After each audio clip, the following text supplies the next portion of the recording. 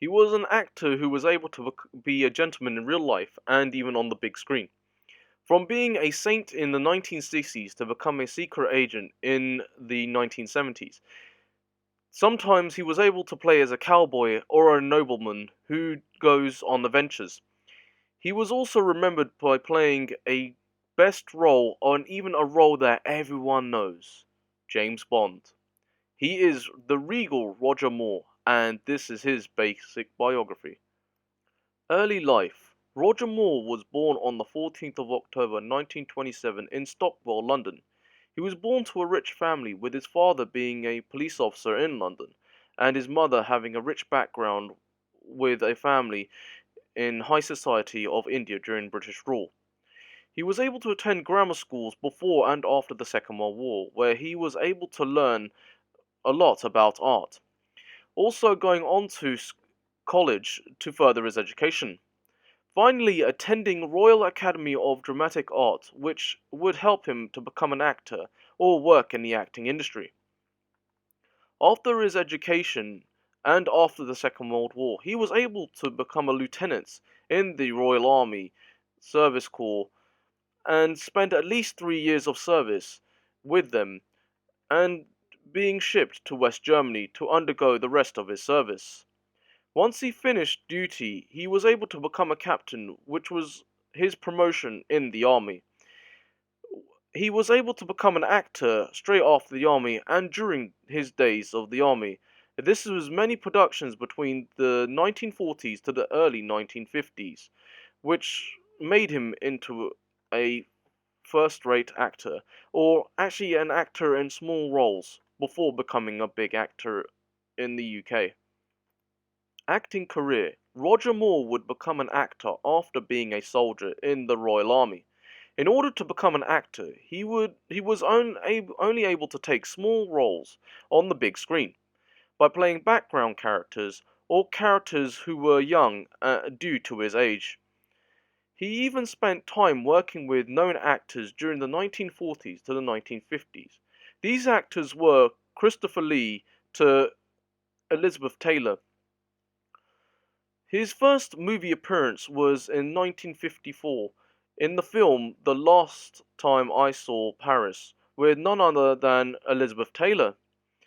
This was a movie based on people living after the Second World War and even becoming a classic in the process by working with many actors and actresses involved who were big at the time. He was able to move to the United States and become a star there in his early career. This meant more opportunities for him to become a legend or a Hollywood heartthrob to many women and many ladies watching his movies, or basically watching him star in various television programs. Roger Moore was remembered in the US as Bo Maverick, who was related to James Garner's Maverick character. He was a British man playing a cowboy on a hit TV series that helped him cement his success in both the big screen and the small screen in the same decade. Sometime sometimes he spent time on the he spent time acting on the stage and even more time on the television based on being a freelance actor and open to play less modern acting roles. He would be playing knights or lords in TV series such as Ivanhoe or Diane, where he was more of a gentleman rather than a brutish gunslinger. Whatever the roles he actually starred in the 1950s or the 1960s, he was able to play in a different way to other Hollywood actors who was working on both television and cinema at his time. He was an action star with manners, the saint and the secret agent. In one decade, Roger Moore became a star or superstar that was most sought out after any other actor in Hollywood and even around the world.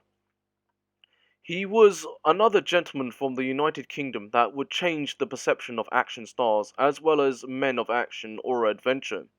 He was able to take parts and even star in small screen roles again in the 1960s. This was the TV series The Saint. This TV series was based on the novels created by Leslie Charteris and was being adapted before by George Sanders as Simon Templar. But Roger Moore made the character his own by using jokes and even being more of an action man rather than being a bog standard good guy. He was able to play Simon Templar from 1962 to 1969 and then star in movies straight after the television series was finished. Before playing the Saint, he was able to work on some movies by MGM, such as Gold of the Seven Saints in 1961, and then going to Italy to play as Emperor Romulus in Romulus and the Sabines. In the 1970s, he would be able to star in more movies and even TV series by playing a British playboy and nobleman in the TV series The Persuaders with Tony Curtis. He was able to star in many movies and even spend time to work on his own stunts as well as hand-to-hand combat for more movie and TV roles. Later on, he was able to be offered a role that would change his life and his perception to many children and adults growing up in the 1970s. Taking over from the Australian actor George Lazenby and even taking the reins of Sean Connery's iconic movie character, James Bond.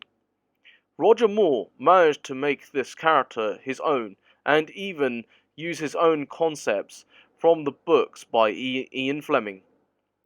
This was the first movie he would be starting off with in the James Bond series, was called Live and Let Die in 1973. He played James Bond who would be able to save people from an evil dictator and even was able to play the super spy from 1973 to 1985, which he was able to act over a decade and even be a legitimate superstar and Hollywood legend based on his perception of James Bond. Personal life and final years. Roger Moore was married at least 4 times and had three children. His first wife was Dawn Van Stein, and their relationship lasted from 1946 to 1953. Second wife was Dorothy Squires, and their relationship lasted from 1953 to 1968. Third wife was Lucia Matillo Lee, which their relationship lasted from 1969 to 1996. His final wife was Christina Tholstrup, with their relationship lasting from 2002 to his death in 2017.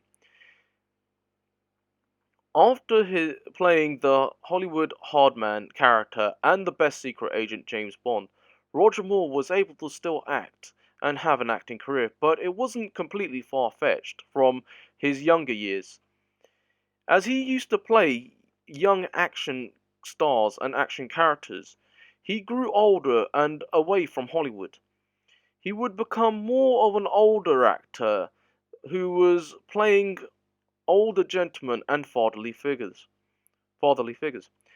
He was knighted in the early 1990s as Sir Roger Moore and spent time with the royal family as well as being part of British politics. He gained many awards which were not Academy Awards or Golden Globes, but there were many awards that actually honored him basically on his lifetime and even his life as a Hollywood actor. He even became a UNICEF ambassador with awards given to him based on his services. He worked with Audrey Hepburn at that time and was able to help with the same charitable causes. He was able to still act in his later life as well, playing a duke in the movie A Princess for Christmas. and other roles at the time. But his last and his final role was in the movie The Saint in 2017. This was filmed 4 years before his death and was able to play a villain called Jasper. The Saint was a film based on his legendary character Simon Templar from the 1960s, but now brought to the 21st century. Legacy of James Bond. The actor who made James Bond more of a worldwide phenomenon had died on the 23rd of May 2017 at the age of 89. He died from prostate cancer and was not able to win the battle against the disease. He had the same disease before and other diseases at a young age, which he managed to fight off. Roger Moore is and always will be Hollywood and movie legend to everyone who has seen his movies and his TV series. He was able to make action stars look more comical and even suave. He would also make the world laugh and cheer for his heroes, inspiring new actors and even existing actors worldwide from Ewan McGregor to Daniel Craig. And he was able to work with American actors and other people around the world during his acting career. He was James Bond to many, but a saint to or a cowboy to a few people who grew up watching his films and TV series, such as Maverick or The Saint. Yet he wanted to become a bigger superstar as before, but yet he is still that legend and left a legacy from the current James Bond to the current Simon Templar who had to fill after his death. Thank you for watching this video and please subscribe to any of more of my content. Thank you and have a nice day.